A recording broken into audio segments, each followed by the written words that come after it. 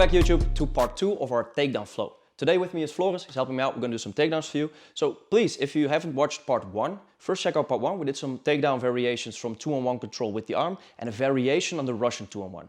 Today we're going to look at the more traditional Russian 2-on-1. We're going to mix wrestling, judo, BJJ, takedowns, all the stuff combined. Let's get to it. Peace.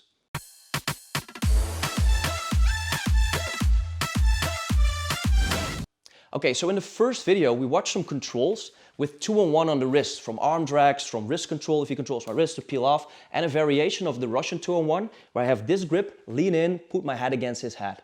The normal responses of him pulling his arm back, me going for singles, etc. We all covered that in the first video. I'll leave the link up on the description below. But there's a slight problem with this one, and that's why we put in a variation today. So for you wrestlers out there, you might have noticed, if I have this control, and Floris starts pulling his arm back, it's pretty hard. But if he uses his secondary hand to peel my hand off, he can break the grip in this specific scenario. So if he tends to do that, obviously I can fight it. Instead of hanging here, I drag his arm, put shoulder pressure and angle. If he wants to come from my wrist now, it's pretty hard. We can drag by, go to his back. If he works to it, he goes for, especially with the reverse kimura, even if he grabs the wrist now, it's pretty hard to break, and we can shoot down, get up for singles, etc. Okay, but still, it's possible for him to break that grip in that way. Still, it's a very valuable way of doing the takedown from this control, like in the first video. But as with everything, there's always a counter. Today, we're going to prevent that counter. So today we're going to look at the collar tie. So in the collar tie, if you both have control, it's a good way for Floris to control me. Especially when he pushes his elbow in, it prevents me from going down for shots. If he has his elbow all the way extended, I'll quit with whatever I'm doing. I'm just going to go down, take my shot. But he keeps control. I'm going to break this grip and go into my more conventional and traditional wrestling Russian 2-on-1. So first off, my thumb goes in at his wrist, lift my shoulder, break the grip and go in. Now we're fighting here, control, go in, break, get control. So what's happening for the BJJ people that have no wrestling experience whatsoever, what's happening is that my shoulder is breaking his grip. So if you want to practice this, my best advice would be to just stand up, lift your shoulder, open your chest and turn to break the grip. If I keep my shoulder low, there's nothing happening. Keep the shoulder up, lift, break. You have to get used to using your shoulder. If you lean out, now my posture is compromised. It's pretty easy for Floris to do some counter reactions here. So I lean in, lift the shoulder, and that's what breaks. After you've practiced that, we'll get into the technique. I want to go thumb in on his wrist. Control his wrist like so. Then I lift my shoulder. Now I can punch through, I can punch over, I can lift, I can do several things. I can use my elbow up to use my shoulder and my elbow to break it. Or I can use my arm like I'm holding a shield, like a Spartan shield, underneath his elbow and push in. So when he wants to go down for takedowns, I keep pressure here, keep pressure as I break it over. Okay? Whichever way you prefer to get into the Russian 2-on-1 from the collar tie, thumb in, use the shoulder, open up. Don't lean back, don't peel back, don't just hit with the hand. Shoulder gets the grip off. So we go in, shoulder goes, could be from him having the collar tie, we could both be here fighting, I lift my shoulder, break and go. So as soon as I go in, thumb goes in, shoulder lifts, break the grip. I don't control his biceps, I go up on the shoulder, bring his arm towards my chest, angle out, push with my shoulder and get my head in between. Okay, now we're here. I'm gonna go a bit closer to the camera so you can see what's happening. Now, in this scenario, if Floris gets the head positioning, he gets his head in between, I don't push back with my head, I use my left shoulder to bump and get back into my position. Let's check it out from a different angle. So if Floris gets his head in between, I use this shoulder, bump, angle out, and get back in between. Okay, so that's what's happening with the grips. Now if we go back to the first video, if we're in the traditional Russian 2-on-1 from the collar tie, if he now peels my arm off towards him with his left hand, he's now stuck. So there's difference in this grip, this grip. Okay, this time we came from the collar tie, we have the traditional Russian 2-on-1. Now, as with the first video, we're gonna upgrade the grips. So instead of being here, I can go to this reverse kimura grip, but today we're gonna do a new one from here, the Keylock grip. So I have control here, my left hand slides through and goes through the hole, the keyhole, inside the lock and twists. Now the sharp part of my forearm is pushing onto his forearm, and it's completely locked up. So let's get a little bit closer again. You can see what's happening. I control the Russian 2-on-1, pressure, angle out, keep pressure, keep pushing with my shoulder. I slide through, go through, and I put my fist towards my other hand. Yeah, I don't keep it like this. Floors can tell you that it feels pretty different here. I turn in with the sharp part, like this. Now we get into our first takedown.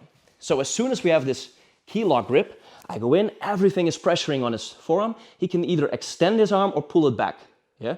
So if he does nothing, we can just continue. If he starts extending it, we're gonna do the first one. I'm gonna square back up with him and I'm gonna drag him down to the floor. So I have position with my head, I square back up, drag him down to the floor. From there, I continue, get my hooks in, start working the back or switch up, go for the truck, whatever. I mix it with my BJJ. As soon as we drag him down, he falls in turtle. We can also do another follow-up. So we have the collar tie, boom, get the thumb in, shoulder up, break, go for the key lock, inside, twist, drag him down, boom. Now his elbow here, I keep control, lock it up with my legs to go for the crucifix.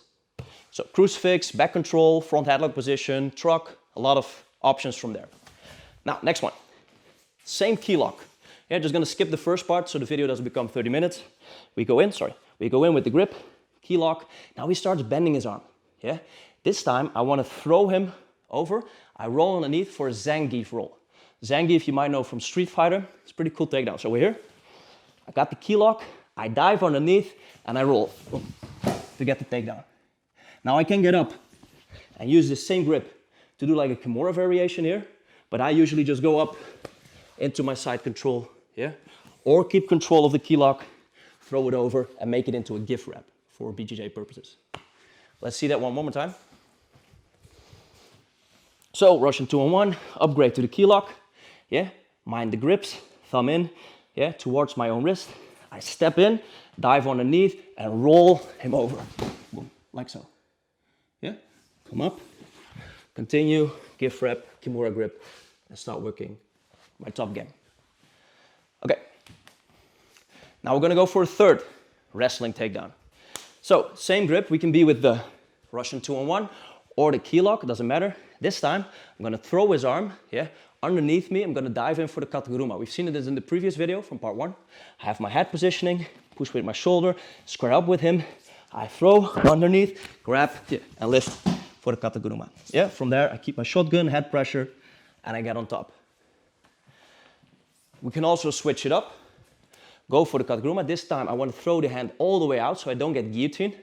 Yeah, so I throw the arm all the way out, grab my own wrist, and work up for a high crotch and take down from there. So we still have our basic single legs, we have our back takes, we have our drag downs, we have our Zangief roll, we have kataguruma, we have a lot of wrestling options. Now let's insert some judo, okay? So I'm gonna work again with the same grip. Collar tie, thumb in, break, Russian 2-on-1. Now this time I wanna step in and do a Uchimata takedown. Now for the Uchimata, I wanna stretch this leg all the way, kick this leg in, throw him over. Now I can use this grip, or if he goes, I can keep the overhook. But what I wanna do as soon as I step in is this hand releases and goes over underneath his armpit here. So we're here, having the Russian 2-on-1, keep control, step over, here, lift, and make my takedown, boom. Yeah? Now, if he reacts to that one, so we're here, as soon as I go over and I want to do the Uchimata, he keeps him balanced, he steps with his left foot. I'm gonna fake the Uchimata, level change, ankle pick, take him down from there, and start passing or working like leglocks. So let's check those two again, one more time. Let's go a bit here. So Russian 2-on-1 control, shoulder pressure, head pressure, yeah. I step in, and I lift, kick up for the Uchimata, yeah. This hand goes towards his back. You can keep it here, but I prefer to grab underneath his armpit. So we're here, step in, lift, boom, and start working. If he keeps his balance, same thing applies. Step in, fake Uchimata, level change, ankle pick, start working from there. Okay, so final one for the takedowns on my initiative. Same kataguruma, same Russian 2-on-1. This time his left hand grabs my triceps. Okay, let's check it out from a different angle, this one. Let's switch up. So we have the Russian 2-on-1. Yeah, he grabs my triceps. Boom. I grab his triceps and elbow with my left hand. Boom, I go over. So I have the Russian 2-on-1. Yeah, as soon as he grabs my triceps, I switch. I go over, bring my hip in, lift for the ogoshi. Now I know I don't have an underhook, so as soon as we land, I go through, connect my knee like a scarf hold position. Yeah, from there, I work my scarf hold. One more time. So Russian 2-on-1, he grabs my triceps, I grab his, I go over the head, I step in, 2 hips, lift, make my takedown, boom, and go through with scarf hold. Okay, so some basic judo throws. I hope I didn't butcher the name or the technique. Yeah, I'm not a black belt in judo, but mixing it with BJJ. And those are our takedowns when we work from the Russian 2-on-1. So 3 wrestling throws. Yeah, the drag down, optional into the crucifix, the Zangief roll, super cool, and the Kataguruma, possibly switching with the high crotch, yeah, proper grip, and 3 judo throws. The Uchimata into the ankle pick, that's mixing judo and wrestling, and finally the Ogoshi, yeah. The last one I'm not a huge fan of because of the underhook problem and him ending up taking my back, just wanted to show it to you. Now we're gonna work a little bit counter offense and counter defense. So, there's a few things he might do. We already spoke about his head positioning, yeah, and using my shoulder to get back into it. We already spoke about him grabbing my wrist, pulling it off, which is hard in this one, or him grabbing my triceps. So these are some basic things. Now there's one I want to cover, which will not happen often. Just want to cover it before everyone says, hey, did you know that? So as soon as I have the Russian 2-on-1, he could opt, yeah, to step behind me with his right leg, lower his base, possibly grab my leg, and throw me over to the backside, get on top, boom, and get it positioned. Now, this one, I have no idea what it's called in wrestling. Yeah, like step back or fall down. But in capoeira, this looks like a vingachiva, which is takedown pretty much used. And I've been doing capoeira for a very long time, and it's so into my system. As soon as someone steps behind me in nogi grappling, I throw my leg behind, we fall into the kanibasami. Now I know a lot of people get triggered when I say kanibasami because of the danger. Yeah, the kanibasami, or as we know it, the tesoura de costa, is not as dangerous as people think if you execute it properly. Yeah, so really be aware when practicing this. So as soon as he steps back, so go back please, so we're here. As soon as he steps behind me, I step behind, we fall down, catch the leg, get into my inside heel hook, and start finishing for my 411. Okay, so if someone steps behind you, this is an option in nogi grappling if the kanibasami is allowed on higher levels, but please note, be cautious training this, be careful with your partner. Just wanted to cover it for you guys, but let's continue. An easier option and better is as soon as he steps behind me, I continue with the uchimata or the uchimata into the ankle pick. Okay, so now some better counters for him is he uses his left hand to post on my head and push my head away. Now my takedowns become pretty hard. Yeah, he also starts squaring back up with me. That's when I lift his arm. I can also let go of his hand and push it on his elbow, lift it, yeah, square up with me, lift it, go down and take my shot. Posting, boom, getting to the side and getting to my double leg. That's a very easy counter as soon as he starts pushing the head. He can also opt to choose to push with his elbow instead of his head. So we're here, he pushes with the elbow, I make a C grip with my hand, lift it up, shoot down. If he does square up with me please, we go back to the double leg. If he stays lateral, so go back please, and he keeps pushing with his elbow, C grip, shoot down, get up for my single leg, boom, lift out, and make my takedown, yeah? So, pushing with the hand, blasting for the double, pushing with the elbow, going down for the single, depending if he squares up. And that's it. Okay, so, I hope we didn't drag it 30 minutes. We'll see how it goes. Part 1, we covered gripping the wrist, leveling up 2-on-1, a variation on the Russian 2-on-1, and the reverse kimura into some takedowns. Now in part 2, we covered a different grip, preventing him from peeling it off, a different setup from the collar tie, and some wrestling throws, judo throws, BJJ setups, a lot of good stuff, some counters. I hope you guys enjoy, and see you in the next video. Peace.